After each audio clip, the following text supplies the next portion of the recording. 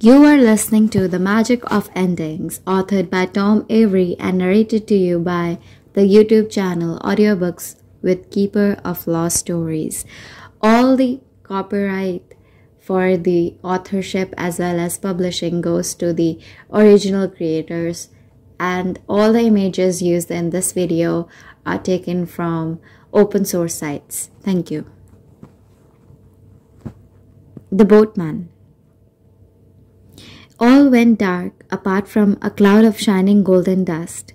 It came, Jojo had seen, from the heart of the central stone man, from the heart of his dad. The little golden cloud floated towards him. He did not scramble back from where he lay on the smooth cold floor. Just as he knew that the only way was up, he knew this little golden mist was here to help. The specks rested on Jojo's chest, then spun into his wet t-shirt. His lungs loosened. He breathed in, no pain, no burning, then out. In and out, no asthma attack, no tightness at all.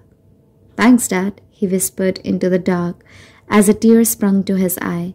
That couldn't be it. That wasn't his dad gone. It couldn't be. It just couldn't. On they would go. "Trevor? Are you okay, Trevor?" The dog did not bark. He snuffled in close to Jojo, pushing his nose and then head under Jojo's arm, lifting him from a half-lying to a half-sitting position. "You're right," said Jojo. "Let's go." Jojo reached around with his hands, fumbling, feeling what kind of place they now found themselves in. The floor seemed to be made of large rectangular flagstones. Behind was the collapsed stone which had been his dad, which had kept him safe from the trees of Queen Mab. Further on, though, into the tunnel, the flagstones gave way to a huge step. It was as tall as three regular steps. Jojo found all this through touch. But as he lifted Trevor onto the step and then the step beyond, which curved to the left, and the step beyond that, which curved a little more, he found light slowly breaking in. A warm red light again. Were they heading back into the forest? Trevor farted each time Jojo lifted him. A little waft of stinky gas. "Ah, Trevor," Jojo said. "You really do smell." But he knew he wouldn't have it any other way. He knew he would not have made it this far without the dear dog. So he continued to carry him from step to step, up and up, as they gently spiraled. Spiral stairs. "Trevor, this feels more like a castle." "We must be getting there," he said. But as they rose and the light grew stronger and stronger, another feeling came over the pair. At first Jojo had put his sweat down to the exertions of lifting the dog before scrambling up himself. Lift and scramble up the giant stairs, always curving left. But soon the warmth was not just prickling beneath their skin. It was in the air and in the stone too. The steps seemed hot somehow, like sand beneath your feet on a sunny day. Trevor barked as Jojo put the dog down again on what must have been the 50th, 60th, maybe 70th step. "Yep, that is new," said Jojo. He gulped and took a deep breath, the hot air drying his mouth. How long since they had drunk something? He guessed they had swallowed plenty of water as they struggled from the river in the cave, but he was thirsty now. He wondered if he was unwise to run straight to the fairy mounds with nothing in hand. Was that really what Aunt Ben would have planned? Maybe a mission like this needed a full pack. Food, supplies. How long would they be here? Would they find more and more dads for hours, days, weeks, forever? How long would they be on these stairs? Most of those questions Jojo had no answer to, but the last one soon became clear. "I think that's the top," Jojo said. The stairs were well lit now. The heat was intense. Jojo's clothes had begun to dry from the river, but the dampness was soon replaced by his running sweat. Above they could see an opening. There was something of a chamber, not nearly as big as the forest, but all lit as the stone woods had been, in an orange light. This light was not a glow, though. This was a roaring blaze.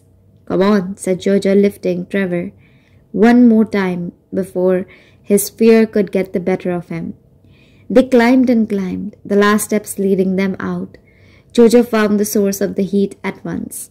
The chamber was almost like a station. The ceiling was at least 20 meters up and carved into sweeping arc.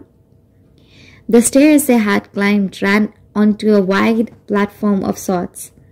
Instead of rails, though, the platform edge fell to a gently blipping pool of something that looked distinctly like lava, Jojo said, placing a hand to steady Trevor, who bugged and shuffled back towards the stairs.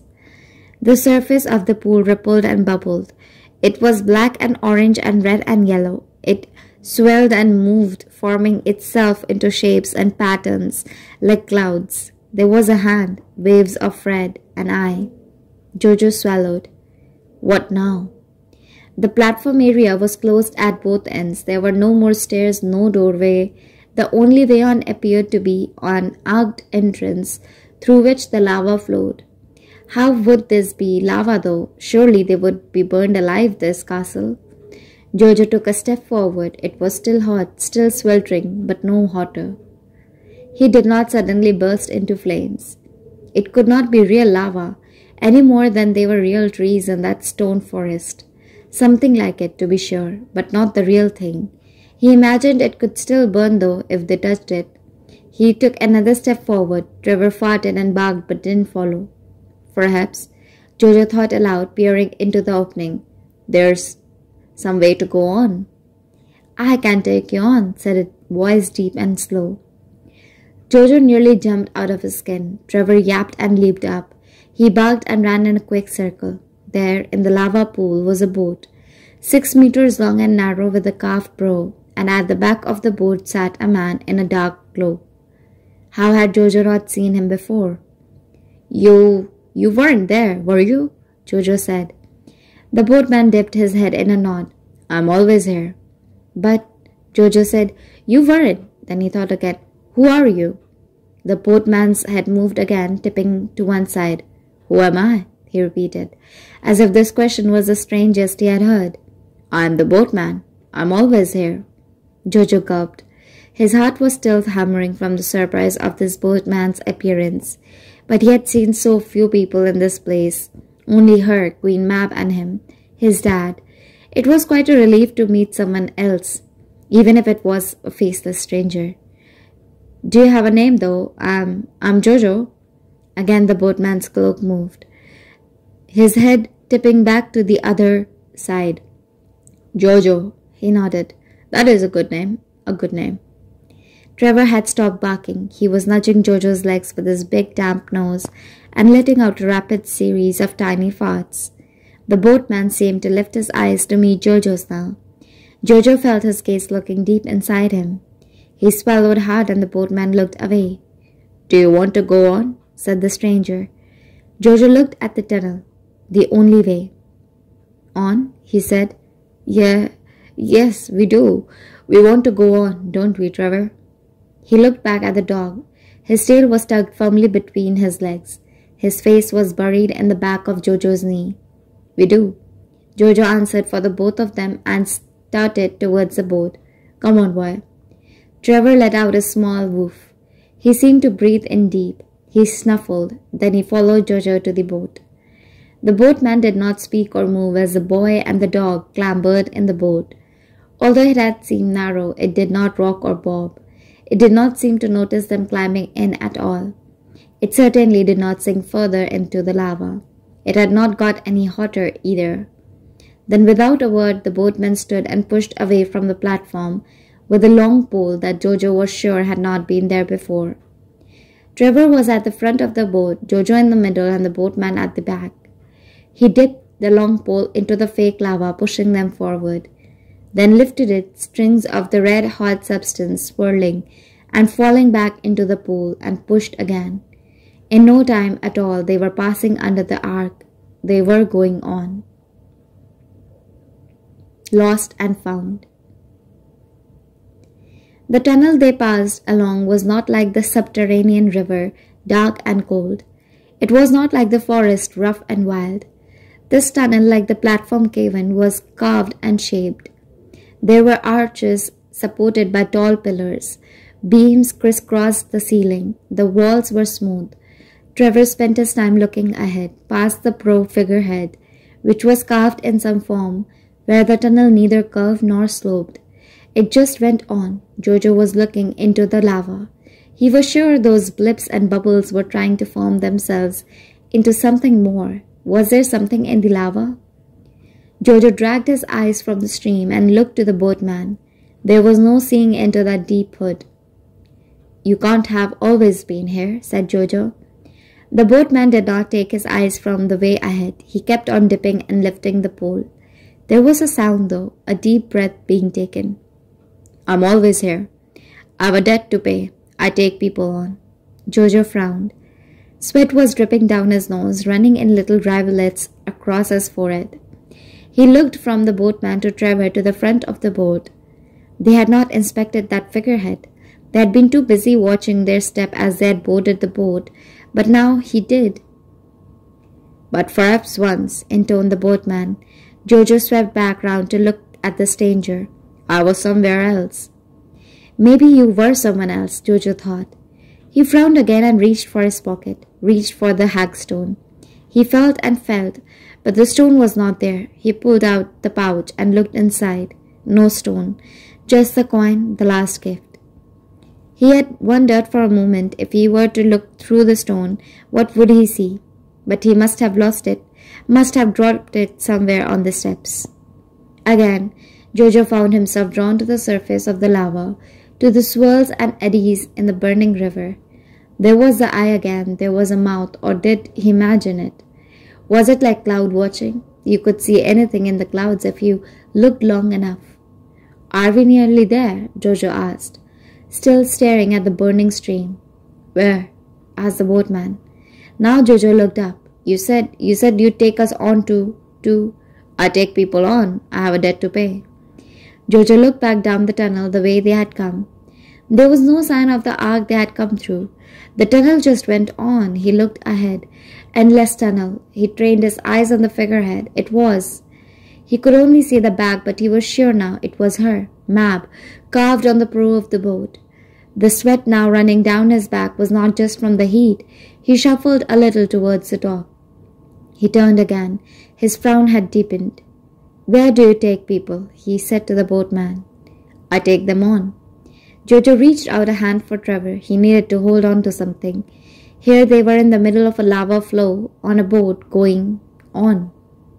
"Where do we stop?" "I take you on." Jojo gulped. What was this? A boatman to take you nowhere? A debt? He looked once more at the burning river. She was here.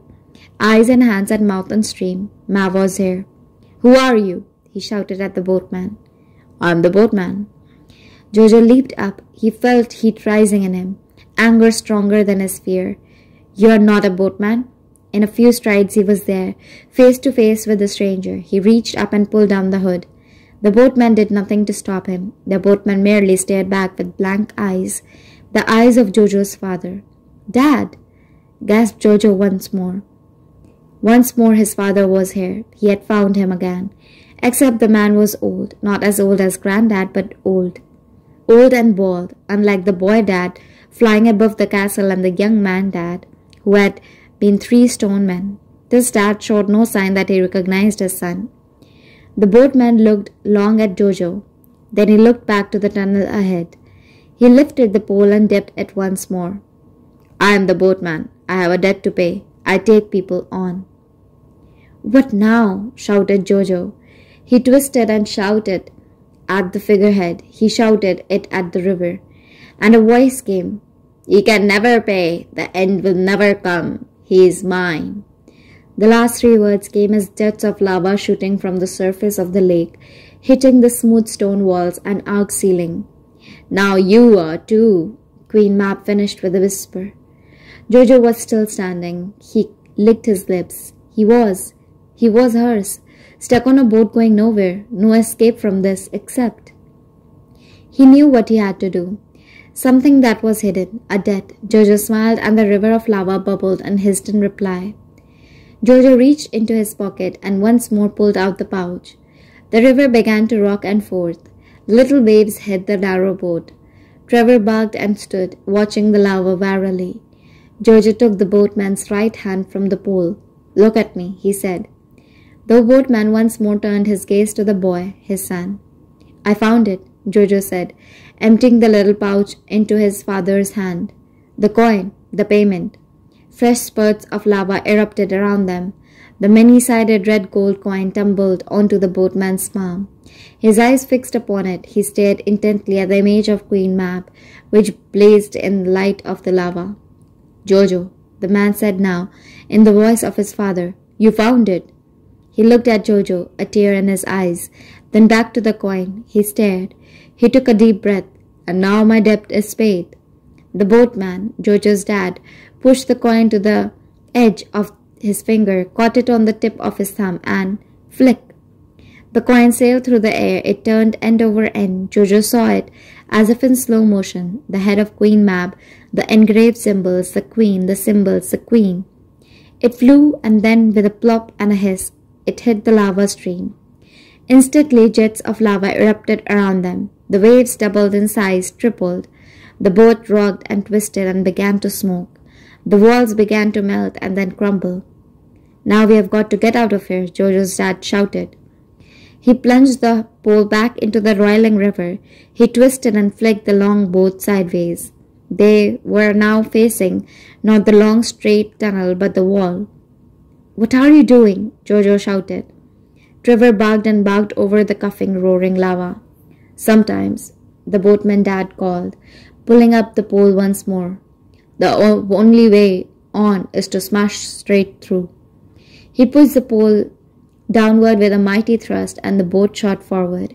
It rose on a wave, and a through sent it rocking sideways. Jojo reached out a hand and grabbed onto the dark cloak his father wore.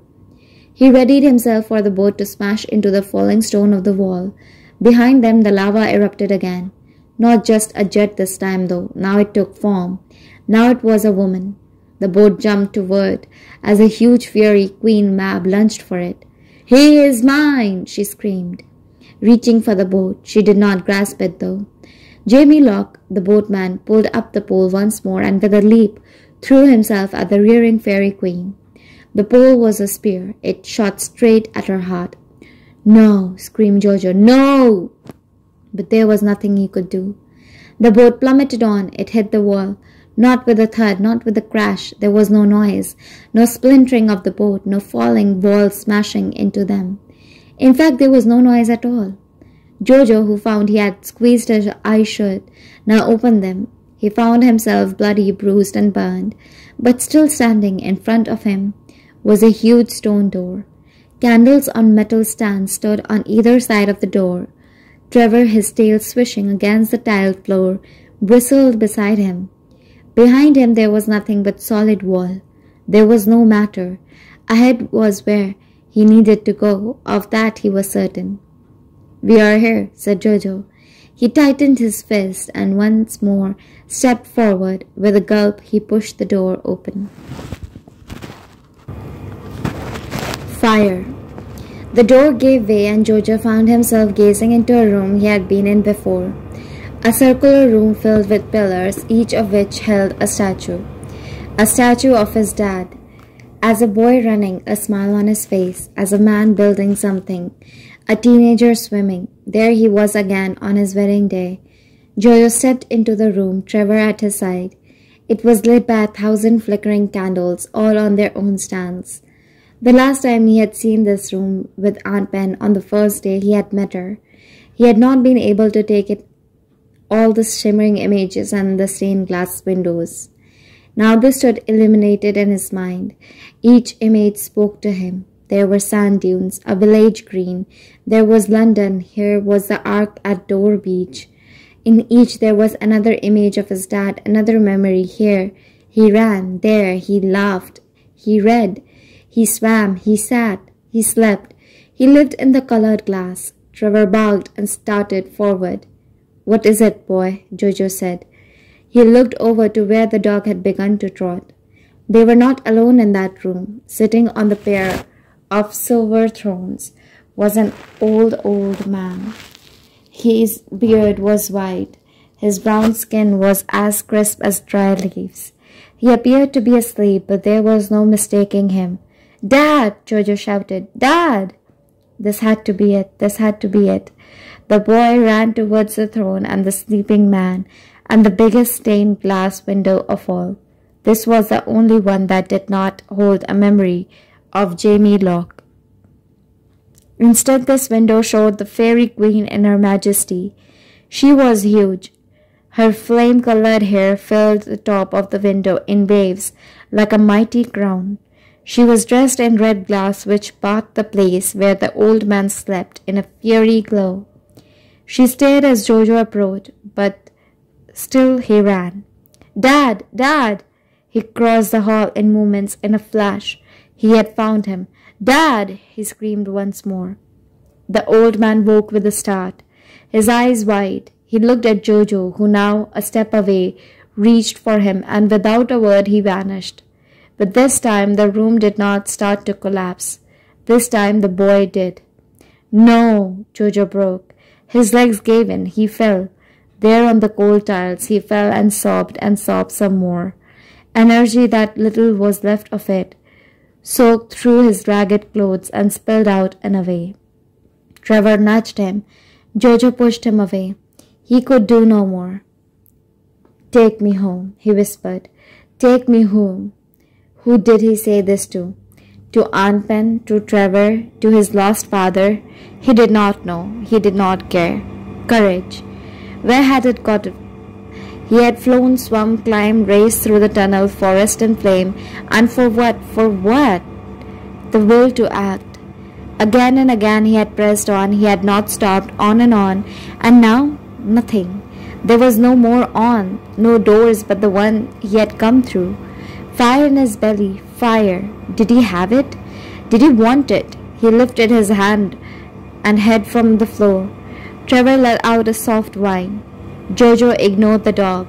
Instead he looked up at the great queen in all her splendor. "Fire!" he shouted. "I'll show you fire." Jojo scrapped upwards. He grabbed the arms of the silver chair and wrenched it from the floor. He lifted it high. The energy which had drained now burst through his veins.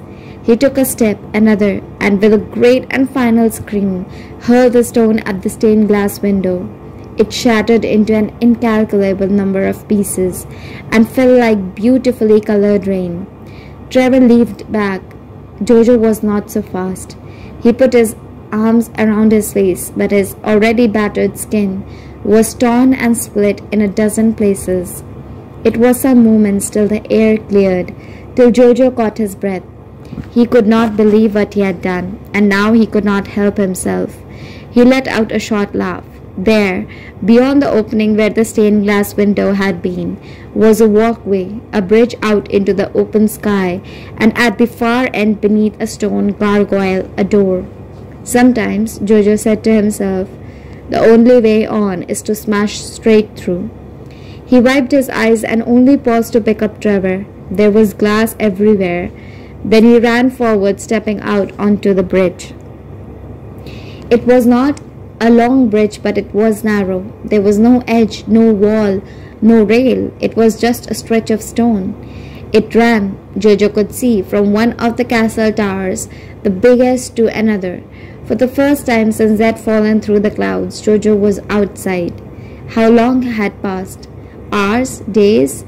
He had no way to know. The sky was still that same purple and black, swirling mass. Below was still an inky chasm.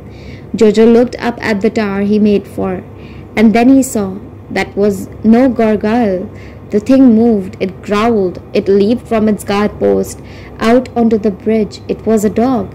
It was a huge hellhound. It was all that Trevor was not. Jojo had nothing, no weapon or shield or defense of any kind, except one. Before Jojo knew what was happening, the little brown terrier, the kindest dog Jojo had ever known, with an unfortunate case of irritable bowels, leaped from his arms with a deep growl and dashed toward like a hairy bullet. "Trevor!" Jojo shouted, but there was nothing he could do.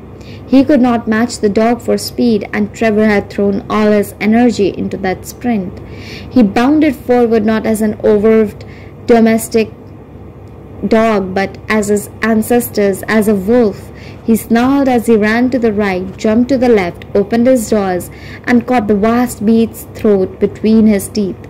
Trevor clung on as the creature swung sideways, as his paw slipped on the edge of the bridge, as he rolled forward and downward. Trevor clung on as the two plummeted into the blackness below. Like that, Trevor, the good dog, was gone. Splinters made whole. For the second time in the space of a few minutes, Jojo fell to his knees. "Trevor!" he wept.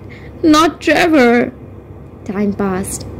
The clouds swirled. Jojo remained curled on the stone bridge. What could he do? What could be done?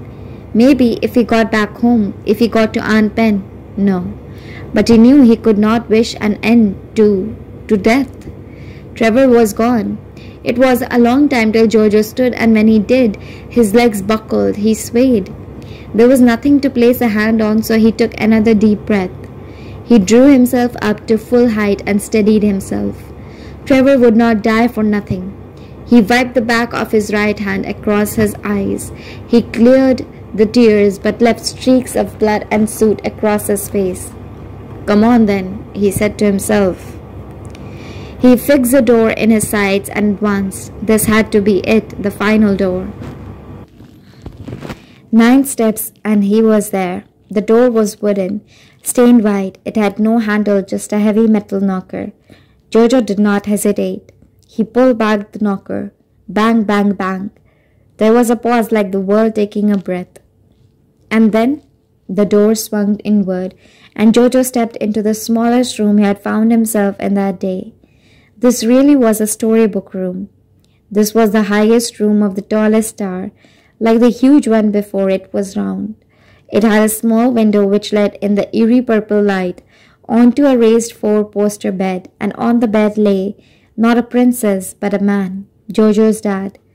Jojo took 1 step forward, opened his mouth, and then stopped.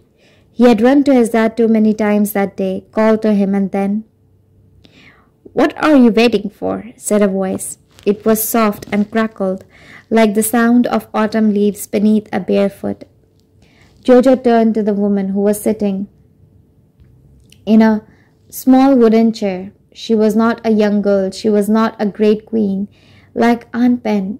She was old and wizened and tiny. Streaks of red still showed through her white hair. Her skin was as white as paper.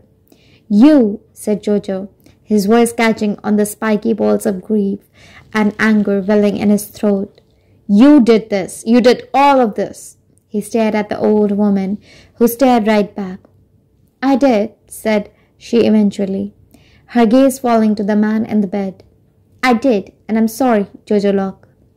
Jojo had expected to face the queen at last, but he had not expected Mab to be huge, to be glorious, to be terrible, but this was broken, like everything else. "But why?" Jojo whispered, tears in his eyes. "Why did you do it?" Mabel Visse kept her eyes on Jamie Locke, for this was the true Jamie Locke, his very center. "Love," said the old fairy. "I thought madness, my own stubborn-headed stupidity." Jojo's frown deepened. He could not feel sorry for the old queen, but that bubbling cauldron of anger was beginning to cool. "No," he shouted, stoking the fire. "You stole him. You stole my dad. Don't tell me you were just stupid." Mab's eyes slid from Jamie Locke's face to the floor to the window. She took a deep breath. She said, "My sister, you must not fall in love with a human. That has always led to destruction." She said it, but I did not listen. I thought I was too strong to be caught. I was wrong. Madness had me before I knew it. I forgot who I was, what I was. Jojo looked at his father in the bed as the old fairy spoke. This was him. Jojo knew it. He was here. He had found his dad, and he would not leave this room without him. "And I took the coin," the tiny fairy went on. "I would not let him die. Instead of showing him the way on, as I've done so many times, so many, many times, I would snatch Jamie from the jaws of death.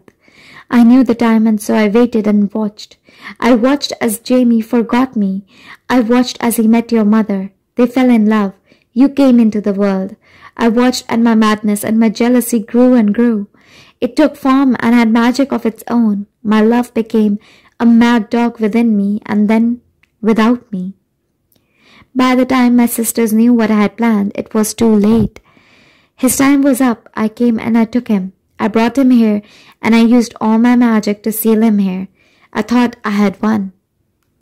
The fairy stopped. Jojo, still standing in the doorway, looked to Queen Mab. She stared at her, shaking wrinkled hands.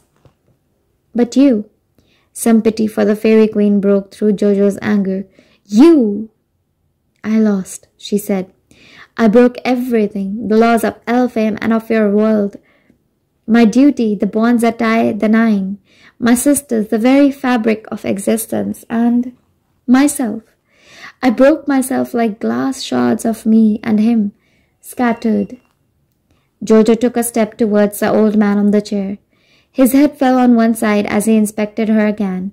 She was not some great queen now. She was cracked and dying like everything else. The Queen Mabs he had met, the shards of the fairy, terrible and beautiful, were not here. Just this ancient husk of a woman. She was empty. As you see it, Jojo Locke, I became raging splinters of jealousy and rage, and your father, he became memory. Stolen from your world, from his parents, from your mother, from you, and frozen here in stone and glass. Jojo saw then the statues and the stained glass windows for what they were, not just the echo of what had once been, but the very substance of it, all the light and dark, the love and warmth, the memory itself. The old fairy looked at Jojo for the first time since he had come in. She nodded. And we were locked here by the monsters I had created. Jojo could see that she truly was Aunt Ben's sister. They may have different colored skin and hair, but in every other way they were almost twins. Your own magic kept you both here? She nodded again. And I waited, she said. I tried to get one message to my sister, the wisest of us all, who sees all that has come before, Penpero, but... The old fairy trailed off, and Jojo wondered if she was done, if she too had gone, like Aunt Ben before her. Finally she sighed. In the end, all she could do was flee. It was that, or be destroyed, like so many of the Elfhame. Tears were rolling down the wrinkled cheeks of the fairy queen, and I wondered if she could. Mab stopped again. She sent me. There is a wisdom, said Mab. There's so much I've broken, but some things are stronger even than magic. Blood was needed, and now you're here. Jojo looked down at his hands, lined with little cuts and grazes. He'd sure brought blood. Blood calling to blood, the blood of the man given in love. To bring him back, only a son or daughter could do this thing. Penpero, it seems, waited till the last, till you were old enough and her magic was not yet gone. It's gone now, said Jojo. I think she's gone. She died, I think. The fairy queen frowned and looked down again at her own act. One act of stupidity, of stubbornness, of madness, she whispered. Dear Penpero. Then without looking back up again, she said, Please take him. Jojo looked at his father. How? Simply touch him, Mab said. Call him, blood will call to blood. Jojo looked once more at the fairy, who still stared at her own hands. Tears still fell from her crinkled face. Then he turned back to his father. And if I do, Jojo said, I will put right what went wrong. Jojo knew now what that meant. Hopes had risen in the days gone past of a father returned. But Jojo knew now. You will, said the Queen of Death. My act will be undone. And my father? Jojo knew the truth. He was not here to rescue his father. He could not bring him back. He was here to put right what went wrong. My dad will die on Trestle Beach. The words hung in the air. Now spoken, they could not go back. There was only one glint of hope in the darkness. But we will remember. We will all remember. Jojo's eyes had filled with tears. They ran down his cheeks and burned his cut skin. It is the only way, whispered Mab. He will die, but he will no longer be gone. He will be here, where he belongs, in your mind and your heart, with the ones he loved, those he left behind. Jojo hesitated. He wanted his dad. There was only one way to have him back, memory, alive and breathing in his mind. Just a few steps and he was there, by the bedside.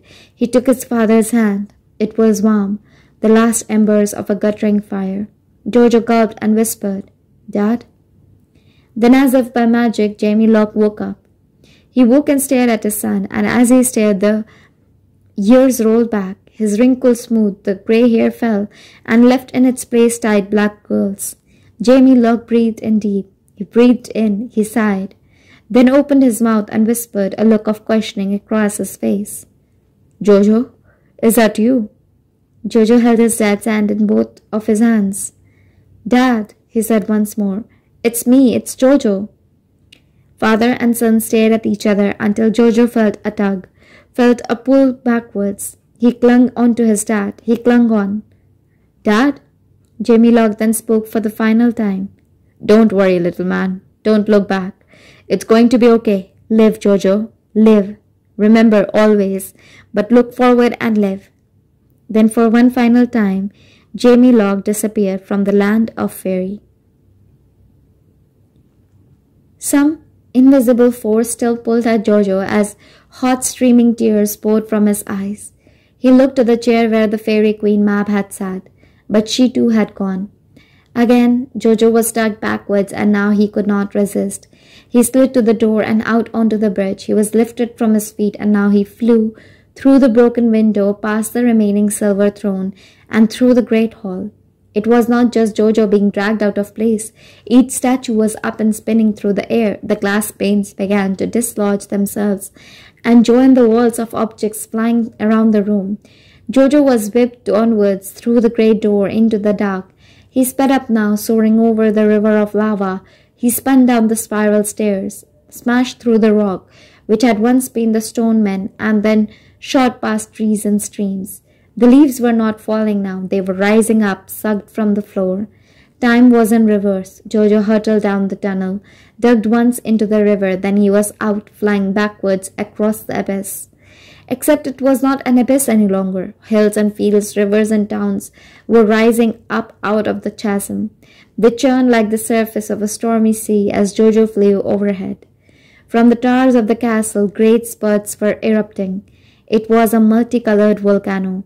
As these sprays spread, Jojo realized they were not lava or liquid. They were creatures, fairies and goblins and piskies, others too that for Jojo had no name for, some big, some tiny, flesh and blood and rock and wood, the inhabitants of Elfheim. There were animals too, every kind of animal, great and small.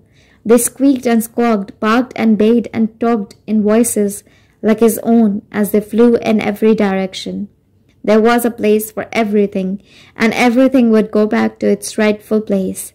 Jojo realized he had only now begun to scratch the surface of that place.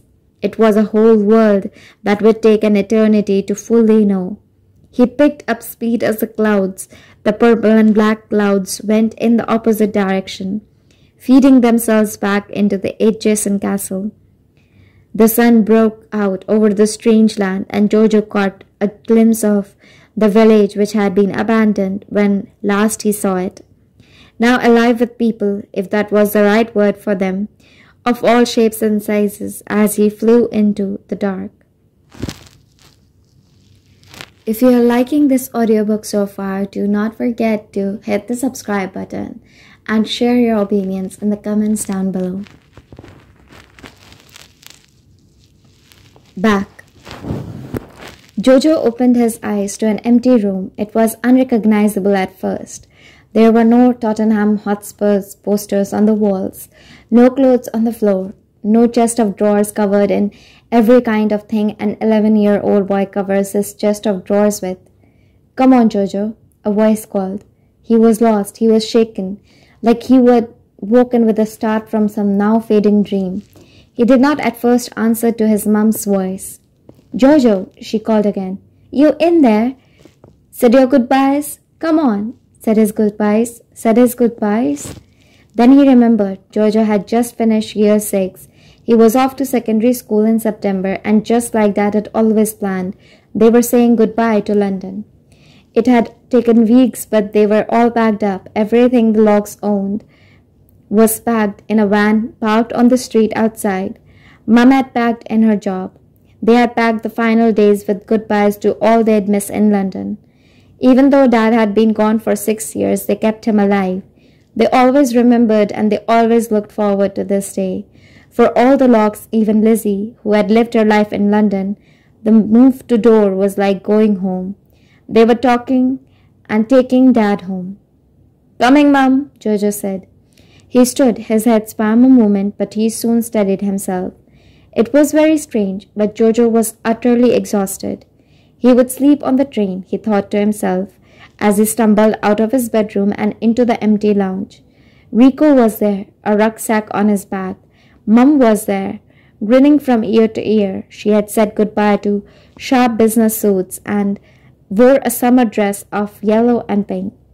"Let's go," Mum said. "Granddad and Grandma are expecting us for lunch." "And Trevor," Rico said. Trevor. A lump rose in Jojo's throat. A tear swelled in his eyes, and a feeling of deep relief came over him, and he remembered everything. Lizzie Locke looked at her elder son, a frown breaking across her face. Was he ready for this move? "You okay, buddy?" Mum said. Jojo took a deep breath. He remembered what no one else did. He remembered the ferry. He remembered the land beyond. He remembered the House of the Nine, and he remembered the great vast chasm where Dad should have been. And now he was there. Jojo remembered everything. Jojo looked at his mum through shining eyes. He nodded. "Yeah," he said. I am really ready." Lizzie squeezed Jojo in a hug. He would be really pleased. "Dad." His words ran out, but Lizzie's had not. She always talked about Dad, told the boys all about him, told them all about the ways they were like him. Even Rico, who had never met him, knew him so well from every retold memory, every story, every well-poured photo. Dad might be gone, but the place where he had been was full to overflowing. He would be really pleased, Mum said. "And so very proud of you, Jojo. Remember that. Always remember that." And with those final words, the Locks left London. Summer moon sets. It was the first night of holidays, that night on the brink of long summer days, days when anything could happen, days when magic is in the air. It was full, the moon that night, and the sky over the lane in Dore was filled with stars, not a cloud in sight.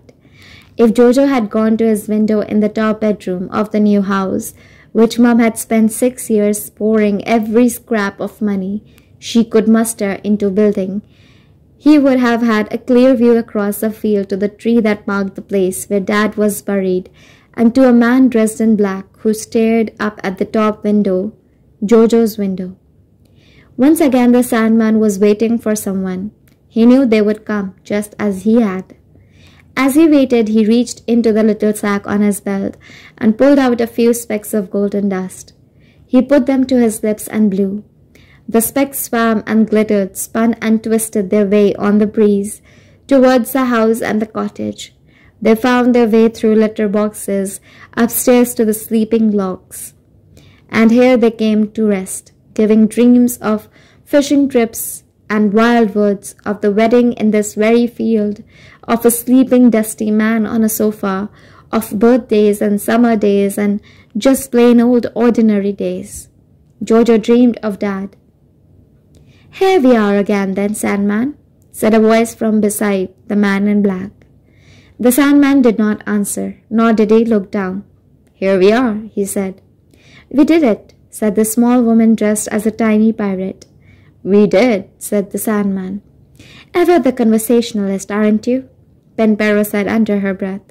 "You'll want to know of home, I imagine." The Sandman did not answer, but the Queen of Memory knew what filled his own dreams. "It's all back," she said. "The fields green, the trees tall, the mountains misty.